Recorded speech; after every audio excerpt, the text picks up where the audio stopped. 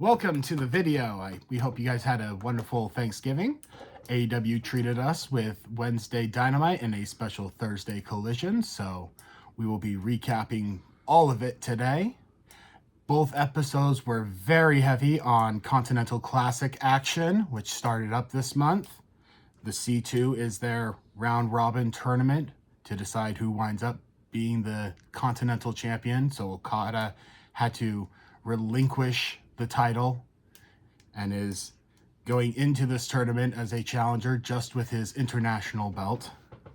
The C2 is two leagues.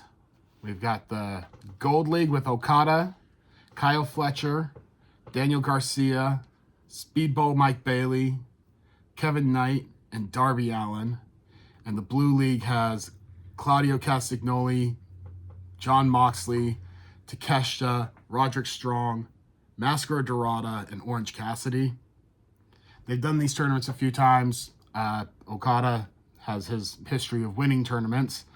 I love the C2. This is my favorite time of the year. With the two brackets, my go-to in this is Okada to win the Gold League and for Takeshita to win the Blue League, so that we get them finally facing off in AEW again. What are your predictions for the C2 as we're going into it? I'll get the cat off the table. What's your predictions for the C2 as we're going into it? What do you mean predictions? Who do you think going in is going to win the Continental Classic? From the Fletcher and Takeshita. Do you think they're going to go to the finals? All right. We did do a run of the bracket and filled it out before the show, and we started watching. And our tracking did not follow very well. So this has been very fun for us to watch and see how these matches are turning out. Going into that, Dynamite started with their opening match in the Gold League, Kyle Fletcher versus Kazuchika Okada. And that was... His first name is Kazuchika. Ugh. Yeah. But it was a very good match. Kyle came in with a lot of scars still on his back from his match with Briscoe. Just really bad. Very close, though, all the way through it. Both competitors used the ref, grabbing them, trying to pull them in. More like kicking the ref. Kicking the ref into the ropes to knock people off. And then beg for forgiveness afterwards? No. They got to the 5-minute remaining mark, which had me thinking they might go to a time limit draw where each person winds up getting 1 point, which would have been very interesting, but Kyle won with a roll-up from dodging the Rainmaker. Yeah, Kyle dodges the Rainmaker and rolls up Okada for the 3. So, I was not expecting it with Okada's history in these matches and with how good Okada is and was being in the entire match because he was more experienced in doing good. That was great. I gave it 4 stars. That was an amazing match. I gave it 3. Okay. Afterward, they did backstage. Kenny was asked how things were going with him and the Bucks. He was vague on it. And then, of course, the Bucks come walking out of his dressing room. Except Kenny also voiced his opinion about he thinks that everybody deserves a second chance before the Young Bucks came out of his dressing room. Yes. Briscoe had a package from after Full Gear. I think that was him getting the belt and talking about what it meant to his family. Both his families. Both of his families. The second match on the show... Sisters of Sin versus Babes of Wrath. Yep. Our women's tag tournament semifinal. Love Willow and Harley. Yeah. Harley spent a lot of time in on this match, too. Like, for her being the less experienced of her team, she was in on a lot of it and was keeping up with it. Willow gets a blind tag to come in, and I believe she pounced Sky Blue out. I don't know how Sky Blue went out, but then just hits the Babe with a powerbomb on Julia Hart, and the Babes of Wrath move on to the finals. They're going to be great in this final. I gave this match 3 stars. They got 2. 2? 2. Oof. Wasn't that impressive. Are you happy, though, that the Babes of Wrath went over in this? And obviously, I'm always a Willow fan. I used to be a Julia fan. Not anymore. Not that she has her little coven thing going on. Well, I mean, since she came back, she's just been meh. She came back with the House of Black, and it was really good. Her TBS run was all House of Black. To you. That's your opinion. Okay. Well, you don't really remember her, though, as the cheerleader from when she was with Griff Garrison and Brian Pillman. When she was part of House of Black, they were good. Yeah. But when she came back... After the House of Black broke up, ended, and yeah. She just went downhill, in my opinion. So we had commercial break, and then we came back, and it was the Samoa Joe celebration. Joe and the Ops come out. With no hook. No hook at first. Swerve and Hangman arrive on the Tron. Joe gets pissed off, says they're going to party anyway, calls out for the dojo to come out. Everybody comes out. Joe's proud of the plan that he had going in. He's so proud and happy of Hook. Shows the video from Full Gear. Brings out Hook. Hook gets on the mic to cut a promo and gets interrupted with Whose House? And then Swerve comes out with his new music. Hangman came out with his old music. And they both came out with chains in their hands. They come out, wreck the friggin' dojo, hang a couple of the guys really horribly off of the corners. Like you could see, like, Swerve was wrapping the rope around the chain around the top rope and then pulling it, and it wasn't doing anything. But Ops run off, which is weird when you have, okay, you've got the dojo, and then you've got your three people. You should have the numbers. You should just go after them. Regardless of weapon, you should have the numbers to waste your dojo guys on them and get. But at least Swerve's back, and we're getting more action with him. So one of our big headliners is healthy again and back in action. They had another backstage segment from after Full Gear. Moxley was pissed that everybody is going and getting hospitalization after these hardcore matches because you just go back to work the next day. And yeah, he's still ready to go to war even though he's hurt. O'Reilly was supposed to be in the Continental Classic, but was swapped out for Roderick Strong. And that, I guess, was what triggered Moxley to just be so pissed off of people not having any gumption to stay in it, any guts. And that led into Moxley's match, the third match on the card, first in the Blue League, Moxley versus Masker Dorado. Moxley was just in control the entire match. Dorado, yeah. Moxley was in control the entire match. He did outside, inside. It didn't get very high flyery because Moxley managed to keep it on the ground. Dorado tried to go for a couple of submissions, went for an armbar, and Moxley freaked out and was panicking during it, and then quickly hit with his Death Rider. Gets hit with a 450 splash out of the corner after he finally gets out of the armbar. But he locked in a Darce sleeper on Dorada and submitted him out for the finish on it. So it wasn't a very exciting match. It was just Moxley going out there, kind of taking a little bit and then giving it a lot harder. I gave it 2 stars. Moxley's moving on in the getting his points in this and moving up. Next week they announced that it will be Moxley versus Castagnoli at Dynamite. So the Death Rider face-off is going to be happening sooner than I was expecting. During the match, Excalibur name dropped Ronda Rousey that I thought was kind of interesting. I guess her contract's probably up with WWE. No, he name-dropped her because that's who Marina trains with. Yeah. Shafir's training partners with her. So, I mean, I honestly think getting Rousey in might actually be good for Shafir. She needs to get taught a little bit more of the pro wrestling side. But that would be interesting. I thought that was cool. And then that was when Tony Storm came out. Moxley had started just getting ready to go down on Dorada. I think they got Dorada out, and Shafir was in checking on Moxley. And Tony Storm comes out and doesn't talk to Shafir. No, she is talking to John and is calling John out for his actions and being a dictator and being a brute and trying to rule by fear.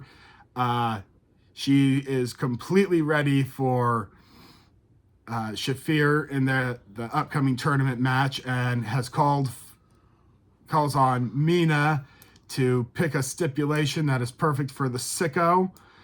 And they're going to give us the holiday death match next Wednesday. Tony got to choose the type of match. I know they brought Mina out. I can't remember what Mina had at the top of the ramps other than just to come out and dance for a little bit and then go back. She was just coming out to show that her and Tony are in love. Okay. Oh, hardcore holiday death match. Love Bombs versus Bane Shafir. Yes. That'll be good. It'll be a way to kind of work with the bigger people nicely. And I just love hardcore matches. How much you want to bet there's going to be a Christmas tree and someone will get thrown into it? See here. Backstage with Statlander. Yeah. Asking what's next. And we both had kind of the same thought. You just beat Monet. Go take her title. You're number one contender. Be 2 belts. You were a great TBS champion your first run. Go be 2 belts.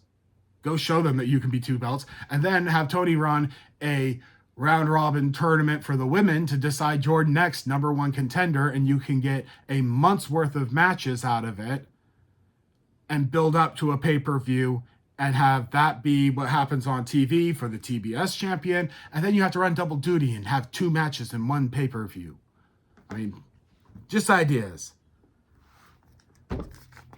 I hate what's next for me? Because we don't have a complete direction on where to go with the championship story. 4th match. Oh, this one was a good match. Darby Allin versus Kevin Knight in the Continental Classic Gold League. Darby only had his arm wrapped up from his burns this time, which was nice.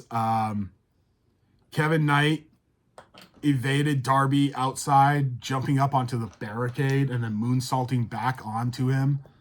It was really pretty. This whole match, though, was really close between the two of them. Crowd was really into both of them. Darby was not having to go as reckless because Knight was not being as dickheaded as some of the opponents that Moxley or as Allen's had recently. So it was good. The end, though, still kind of shocked both of us. Kevin Knight gets Darby up into the Tree of Woe in the corner and then hits the coast to coast from one corner to the other, which pops Darby out. He rolls out into position and Kevin Knight hits the UFO for the pinfall, getting 3 points in the round robin. I'm still shocked that Kevin Knight got the win on this as an opening match in this thing. I thought this was in Darby's bag. No, he didn't look like he was going to win at all. You think he was still too hurt from everything he had taken at Drama queen? He's not hurt. Oh, come on, story. He's a drama queen. He's still burned. Oh. You got barbecued a little. You gotta admit though, the coast to coast jump across that Kevin Knight did. That was huge. Darby drop kicking it off the ramp into Kevin. Oh yeah, And yeah. then You Kevin pointed into out the that barrier. off of since they had the ramp way go right up to the edge of the ring in their setup. Off of the ramp down, shotgun kick down into the barricade. That was another hard, just great hit. I gave that 3.5 stars. 2.5. It was lame. Lame. Yeah. Wow.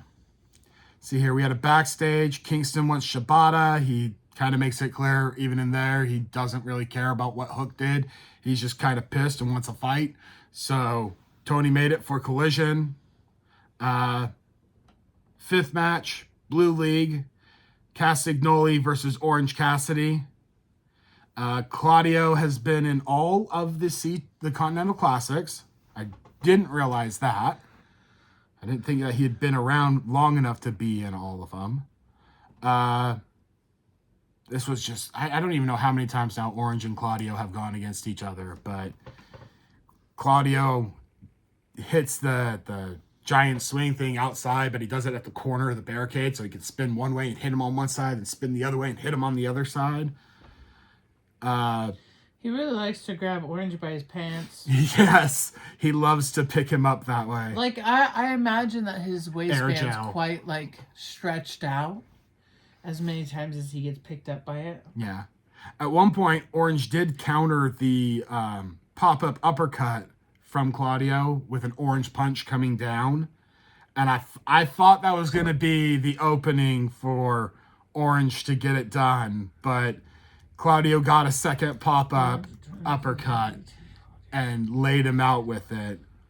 It was close. It was really good. Orange's returned with a DDT. Yeah. Oh, Orange hit a lot of DDTs. And then Claudio with the win with, of course, you guessed it, an uppercut. He's got one move and he's going to hit it. It's literally the only move he has. Yeah. That was a 3-star match for me. Mine was a 4. Oh. I love seeing Claudio and Orange Cassidy. They work really good together. No, they're just super attractive.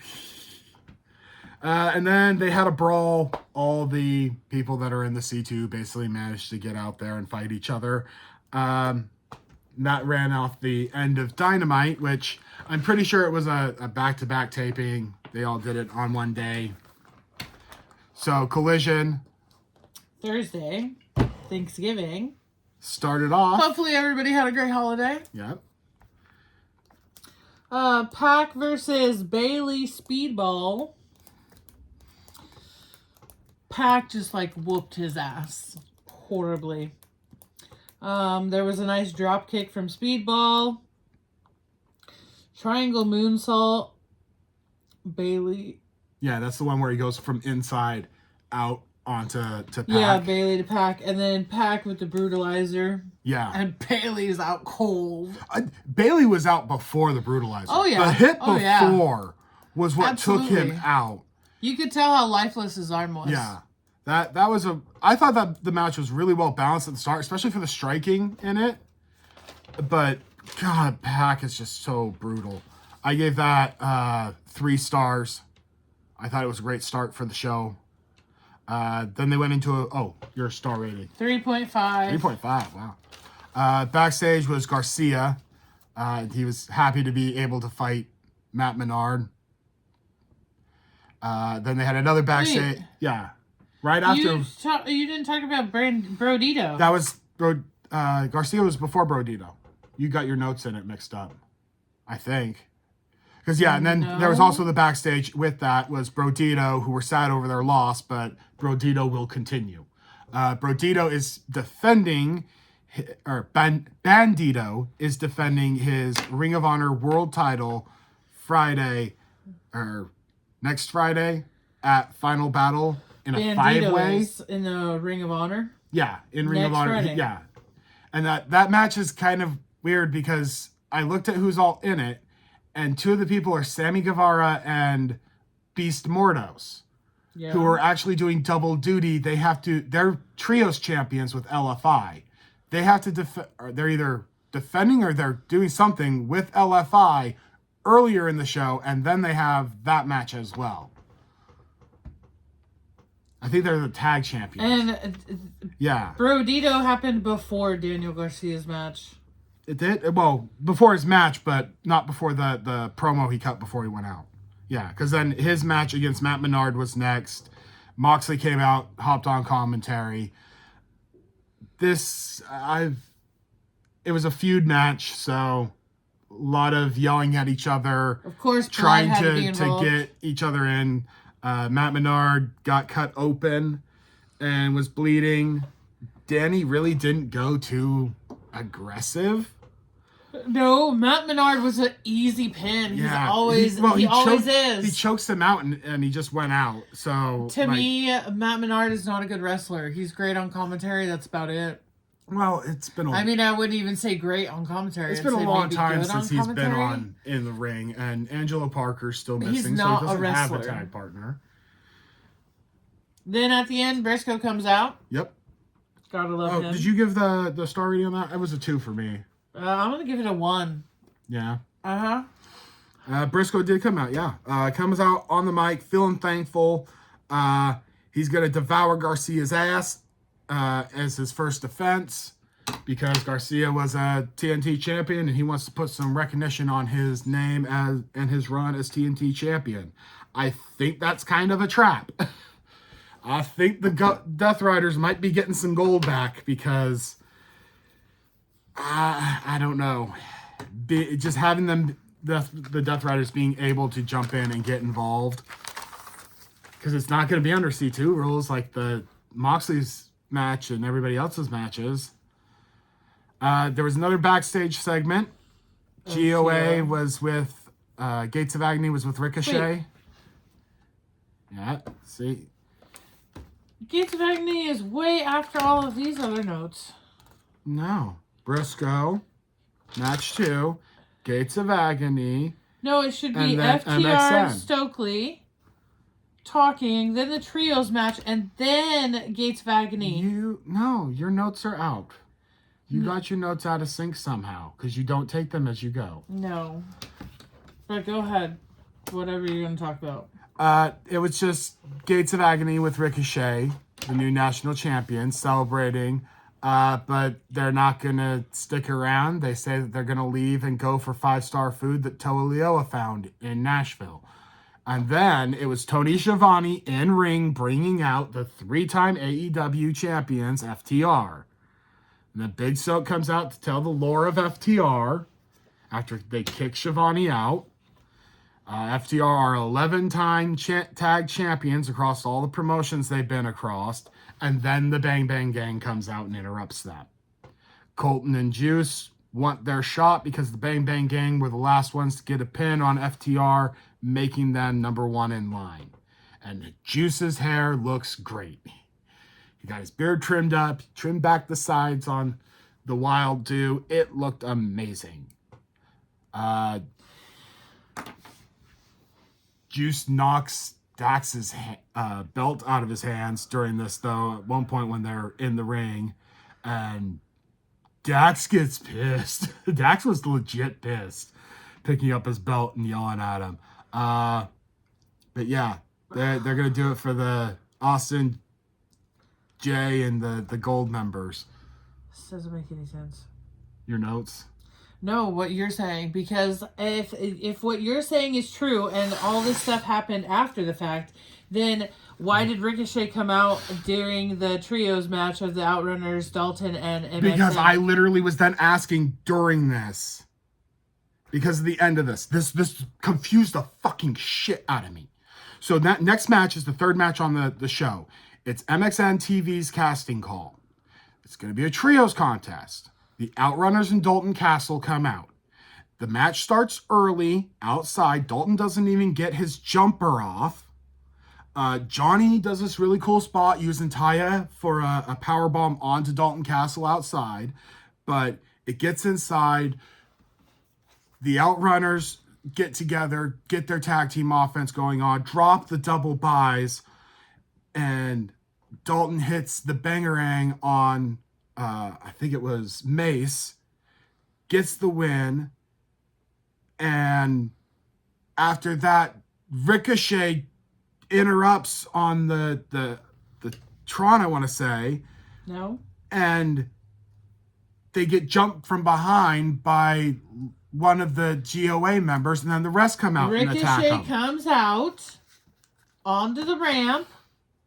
Oh, he does come out, yeah. With one of the Gates of Agony people, and then the other guy is standing behind as he looks at the Outrunners and goes, turn around. Yeah, and I'm like, wait, you guys went for food. I was fucking confused. I'm like, they went for food. Why the heck are they still here? There was a whole thing of their thing beforehand. So, yeah, that threw me off. That's why, like, when you were confused on the notes, no, that's why that was up there. I'm like, wait, this makes no sense. Then Gates of Agony took out the Outrunners, and they beat up Dalton, and because he's the champ, Yeah. picks on Michael Ray, pushed Ricochet. Michael Ray pushes Ricochet. Security had to come out. Yep. Apparently, Ricochet has his first defense of the title will be at Ring of Honor's Final Battle.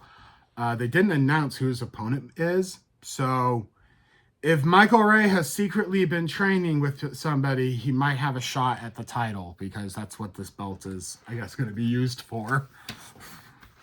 That wouldn't make any sense. Michael Ray is just a country singer. You've had Jelly Roll choke slamming people at WrestleMania with but if you knew Jelly Roll's past, you would understand why he was a big part of that. What's Jelly Roll's past with wrestling? Because he has no in-ring experience other than what they did at WrestleMania, and he threw a beautiful choke slam. He's a big man, and that looked really good. Moving on. I don't know anything about Jelly Roll other than that he's a country singer. Shibata versus Eddie Kingston. Started with beating on the ramp. Yeah. Shibata was targeting Kingston's arm so that Kingston wouldn't be able to hit the Hurricane back fist. But instead, Kingston catches him with a really, really stiff DDT and pins him for 3. Yeah. That's kind of surprising to see a match finish with a DDT. It was quicker than I thought. I gave it 2 stars. I gave it a 1. I don't like either one. Yeah. Kingston got on the microphone, and apparently they wanted him to come out and shoot and cut a shoot promo. He's very thankful to all of the fans for supporting him, being there for him. He has struggled with imposter syndrome, feeling like he doesn't belong, doesn't deserve the love that the fans are giving him. He is not concerned about what went on with Hook. Hook's going to get his from Hangman and Swerve. Sees Joe trying to corrupt Hook, and he wants Joe at Winners is Coming in 2 weeks. And then on his way out, he picks up a kid who was at the ramp side and picks him up and carries him on his shoulder around to ringside a little bit and then send him back down, which I'm like, oh, he's going to get yelled at in the back when he gets back there. I don't think he had that spot approved. Oops. But backstage, Red Velvet has been studying the tapes from her matches with Monet and wants her rematch at Final Battle to get back her television championship now that Monet's momentum is halted. Match 5. Tom Mello versus Thekla. Yeah. The stupid spider pose thing, I still don't like it. She hit it this time and was facing the wrong way. So she spider walks facing away and then stood up and had to turn around to hit her spear.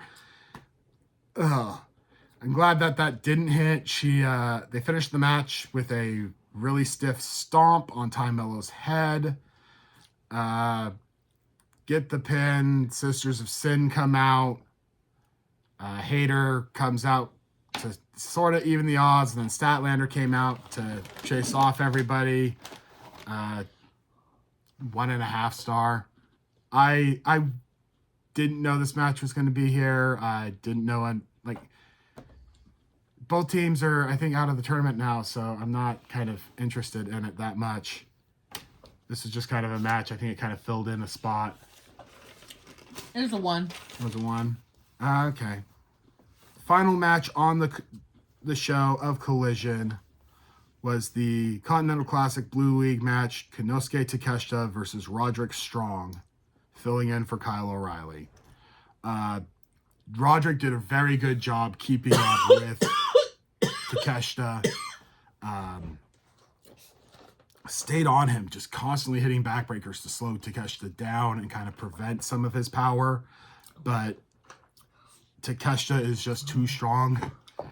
He hits with the power drive knee and then... Raging fire.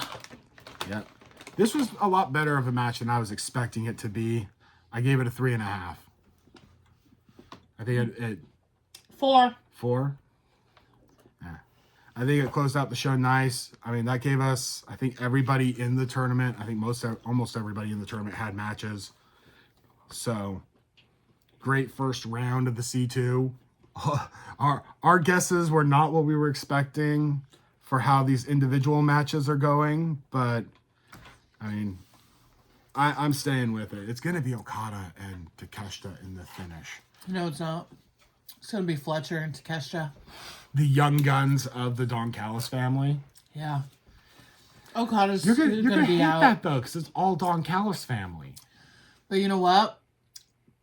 I called him Brian again. It's Kyle.